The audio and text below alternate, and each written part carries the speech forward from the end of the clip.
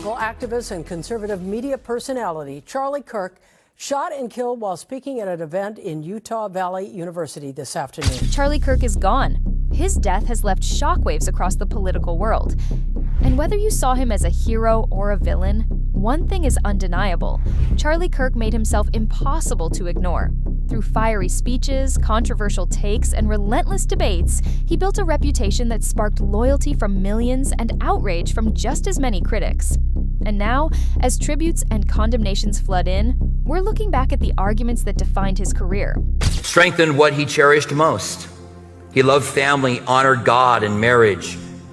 He cherished the gift of children. The best way to honor Charlie is to build strong homes. From his claims that gun deaths were a price worth paying, to his explosive takes on women, race, gender identity, and even COVID, these are the 5 most talked about arguments that shaped Charlie Kirk's legacy, and why people will still be debating them long after his death.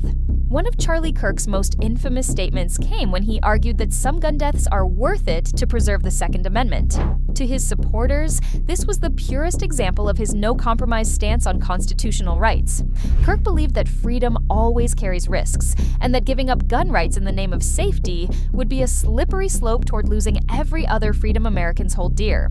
But to his critics, the comment was outrageous, even cruel. In a country reeling from repeated mass shootings, many accused him of treating victims as collateral damage in a political fight.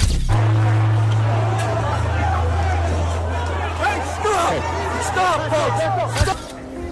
Counting or not counting gang violence? Oh my God! Cody, go, run! Shoot. I don't know who's been shot. Headlines slammed his words as proof that ideology had blinded him to human suffering. This argument cemented Kirk's reputation as someone who would not soften his views, no matter the backlash, and it set the tone for a career defined by confrontation. But if that statement shook the debate over guns, his words about women and relationships caused just as much outrage. Another set of Charlie Kirk's most talked about arguments came from his comments on women, birth control, and dating. Kirk often said that modern culture had left women angry and bitter, blaming birth control and feminism for creating unhappiness. He argued that women were better off prioritizing family and motherhood over careers. And in one of his most criticized remarks, he claimed that women over 30 were less attractive in the dating pool. To his supporters, these takes were framed as hard truths, a pushback against what they saw as harmful modern norms. They praised Kirk for saying out loud what many on the right believe, but won't publicly admit. But for his critics, these statements weren't bold. They were sexist, outdated, and deeply insulting. Activists and commentators accused him of reducing women's worth to youth and fertility, ignoring the realities of modern life, and stoking resentment between genders. These comments sparked headlines, social media outrage, and fiery debates at his campus events. They also helped cement Kirk's brand as someone willing to spark outrage to drive attention. And just as his arguments about women stirred controversy, his stance on race and diversity programs lit an even bigger fire. Charlie Kirk also drew heavy attention for his arguments about race, diversity, and demographic change. He was one of the most vocal critics of diversity, equity, and inclusion programs, claiming they lowered standards, created unfair advantages, and were anti-white. He often framed DEI as part of a cultural movement that punished merit and rewarded identity. Kirk also echoed themes tied to the controversial Great Replacement theory, the belief that demographic shifts are intentionally undermining traditional American culture. He spoke about immigration and changing birth rates in ways that critics said fed into white nationalist rhetoric. For his supporters, these weren't extremist views but urgent warnings. They argued that Kirk was defending fairness, protecting tradition, and resisting what they saw as radical cultural engineering. But for his critics, these comments were dangerous. They accused him of amplifying racist conspiracy theories, inflaming tensions, and giving legitimacy to ideas that fuel extremism. These arguments ensured that whenever Kirk spoke about race or immigration, the reaction was explosive, with some praising his honesty and others calling him reckless and divisive. And if those debates made headlines, his stance on gender and transgender issues triggered some of the most heated battles of his career.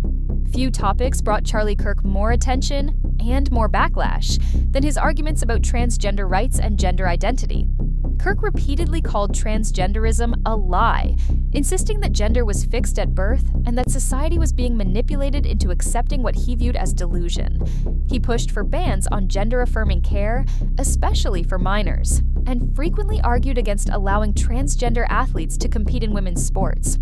To his supporters, this was one of his most important fights. They saw Kirk as defending children, protecting women's spaces, and standing up for biological reality in a culture that, in their view, had lost touch with truth. But to his critics, these positions weren't just controversial, they were harmful. Activists and medical professionals accused him of spreading misinformation, fueling hostility against LGBTQ+ communities, and ignoring the lived realities of transgender people. Kirk's comments on this subject consistently went viral, sparking heated debates on campuses, talk shows, and across social media.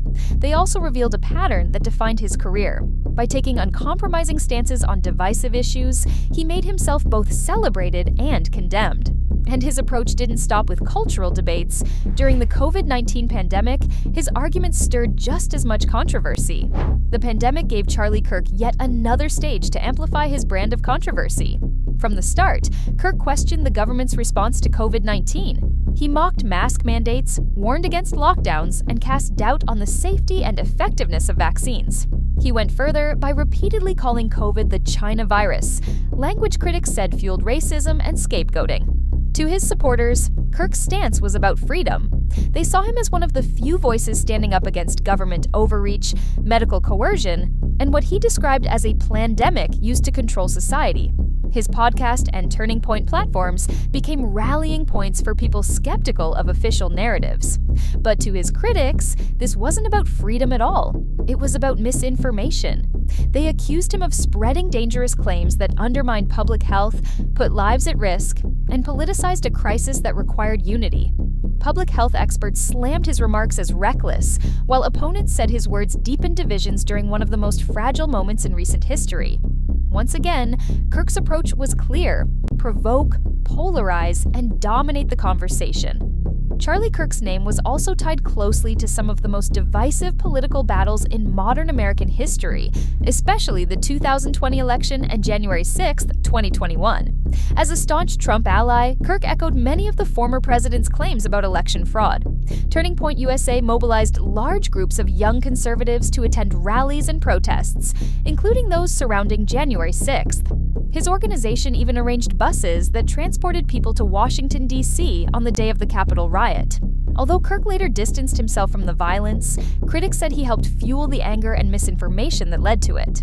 They accused him of playing a direct role in undermining faith in democracy. Supporters, however, saw him as a patriot who stood up for election integrity. To them, Kirk was giving voice to millions who believed their votes didn't count. This controversy locked him into America's culture wars at the highest level, not just as a commentator, but as an activist whose influence reached from campuses to the Capitol. And while his politics kept him tied to Trump, it was his influence on young conservatives that made him stand out most. If there's one thing Charlie Kirk will be remembered for, it's how deeply he shaped the next generation of conservative activists. Through Turning Point USA, Kirk built a nationwide network of student chapters, conferences, and social media campaigns aimed at mobilizing young people. His events regularly drew thousands, featuring big-name speakers from the Republican Party, and created a kind of conservative counterculture on campuses traditionally dominated by the left. Supporters say he empowered young conservatives who often felt silenced in classrooms and online. They credit him with giving them a voice, a community, and the confidence to push back. Critics, though, accused him of radicalizing students with misinformation and divisive rhetoric. They argued that his approach hardened political divides and trained a new generation to see politics as a battle of enemies rather than a debate of ideas. Either way, his impact on America's political future is undeniable. The strategies, style, and talking points he championed will likely echo in conservative circles for years to come. Now, after his death, these arguments are being revisited not just as soundbites, but as part of the legacy he leaves behind. Charlie Kirk's career was built on confrontation. He spoke in absolutes, thrived on outrage, and forced debates into the spotlight whether people wanted them or not.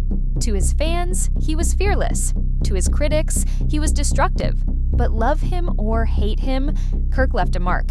His words shaped discussions on guns, gender, race, and health in ways that won't fade quickly. So here's the question. Which of these arguments do you think defined him the most, and which will people remember years from now? Drop your thoughts in the comments. I'll pin the sharpest one, and if you want more deep dives into the people and controversies shaping our world, don't forget to like, subscribe, and ring the bell, because the debates don't end here.